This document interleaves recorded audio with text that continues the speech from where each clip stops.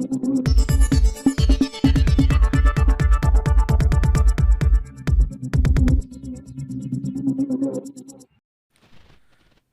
दोस्तों, आप देख रहे हैं बदलेगा यूपी न्यूज। मैं हूं आरडी कुशवाहा। बृहद गौशाला सिमराना में विश्व हिंदू परिषद के द्वारा किया गया औचक निरीक्षण, आइए हम बात करते हैं। पहले हम थोड़ा अपना आपको परिचय बता रहे। हम जनार्दन प्रसाद पटेल हमारा नाम है और हम जिला गौ संपदा प्रमुख भी हैं तथा अपनी अभिलाषा गौशाला के अध्यक्ष हैं और अभिलाषा गौशाला जमुनिया कारीकोट पे संचालित कर रहे हैं। हमने जो महसूस किया है कि पहले जो गौ वंश था इसका सबसे ज़्यादा पालन क्यों होता था, क्योंकि सारा खेती का काम गौवंश के द्वारा होता था और गौवंश को समाप्त कर दिया फर्टिलाइजर ने और मशीन ने। हमारा ये कहना है शासन प्रशासन से और समाज से कि इनके गोबर से, इनके गौमूत्र से जो कृषि अगर करनी शुरू कर दी जाए तो फर्टिलाइजर का बोझ भी भारत सरकार का घट जाएगा। भारत सरकार को भी उसमें सब्सिडी देनी पड़ती है और जनता का भी महंगे रेट में फर्टिलाइजर लेना पड़ता है। इसलिए जैविक खाद जो है, गौ आधारित जो है, वो गोबर गैस से निकली हुई सैलरी तथा सीधे गोबर से जैविक खादें बनाई जा सकती है, जिसमें जो बनाने की विधा है उस पर थोड़ा सा हम आपको कहना चाहते हैं। जो गौ कृपा अमृतम के साथ में जो हमने गौ जीवामृत तैयार किया है, 8 वर्ग मीटर गोबर पर 1 लीटर आप गौ कृपा अमृतम का होल करके उसमें डाल दीजिए। 40 दिन पे पलटाई करते रहिए। 50 दिन के बाद एकदम खाद तैयार हो जाएगी। 1 बीघा मतलब 1 एकड़ में आप 10 कुंटल का उसको प्रयोग कर दीजिए। बेसल ड्रेसिंग के लिए पर्याप्त वो खाद है, क्योंकि खाद को बनाना ही किसान नहीं जानता। किसान गोबर खाद माने जीवाणु वाली खाद, और जो घूर पे डाल दिया तो उसमें जहाँ गर्म नीचे टेम्परेचर है वहाँ भी जीवाणु खत्म हो गया, ऊपर सूख रहा है खत्म हो गया, बीच में एक लेयर बच जाती है। इसलिए अच्छा जीवाणु युक्त खाद घन जीवामृत बना के खेतों में प्रयोग किया जाए और फिर परिणीय छिड़काव के रूप में, ये हमारा जो कल्चर है, इसका परिणीय छिड़काव अगर किया जाए तो कीड़े और बीमारी आएंगे ही नहीं। क्योंकि इसके पीछे भी काफ़ी कॉन्सेप्ट है, उसको यहाँ कहने की ज़रूरत नहीं है, लेकिन हम इतना कहेंगे कि फर्टिलाइज़र से ज़्यादा 1.5 गुना उत्पादन हम इस विधा से ले सकते और जो प्रोडक्शन होगा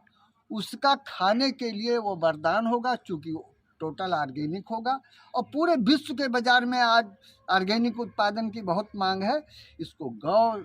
गोबर से जोड़ देने से बहुत कुछ समाज को लाभ, किसानों को लाभ हो जाए। भाई साहब, आप जो है बहराइच से चल के आज 2 गौशालाओं का भ्रमण किया है,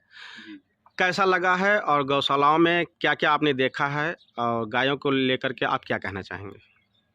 देखिए सर्वप्रथम बातों को कहने से पहले मैं अपना परिचय आपको दे दूं। मैं विश्व हिंदू परिषद की जो गोरक्षा विभाग की विंग है, मैं उसका विभाग गोरक्षा प्रमुख हूँ और बहराइच श्रावस्ती इन 2 जिलों में गोवंश के सफल रक्षण और संवर्धन के लिए जो भी तकनीकी उपाय हो सकते हैं उनको क्षेत्र में इम्प्लीमेंट कराने का प्रयास करता हूँ। इसी क्रम में चूँकि प्रत्येक वर्ष कार्तिक मास के शुक्ल पक्ष की अष्टमी से जो है वो गोमाता की पूजा और उनके प्रति जो सच्ची श्रद्धा है उसको व्यक्त करने का ये समय होता है। ये गोपाष्टमी का दौर है और कल भी मैं एक आध गौशाला में गया था। आज भी मैं कारीकोट स्थित एक गौशाला का निरीक्षण करने के बाद और वहाँ गोपाष्टमी की पूजा कराने के बाद अभिलाषा गौशाला एक है, वहाँ पर हमने गोपाष्टमी की पूजा की और वहाँ के गौशाला का बारीक निरीक्षण किया और उसके बाद फिर मैं इस गौशाला में आया हूँ। ये सिमराना गौशाला जो बिल्कुल हाईवे पर है और निश्चित रूप से गौशाला के विषय में जो मेरे सुझाव ये हैं कि भारत में गोवंशों की स्थिति वर्तमान परिप्रेक्ष्य में अगर हम गोवंशों की स्थिति पर चर्चा करें तो गोवंशों की स्थिति व्यक्तिगत तौर पर बहुत अच्छी नहीं है, क्योंकि सनातन संस्कृति के आध्यात्मिक और वैज्ञानिक दृष्टिकोण का ये प्रबल जो है वो केंद्र बिंदु है जो गौमाताएं हमारी हैं।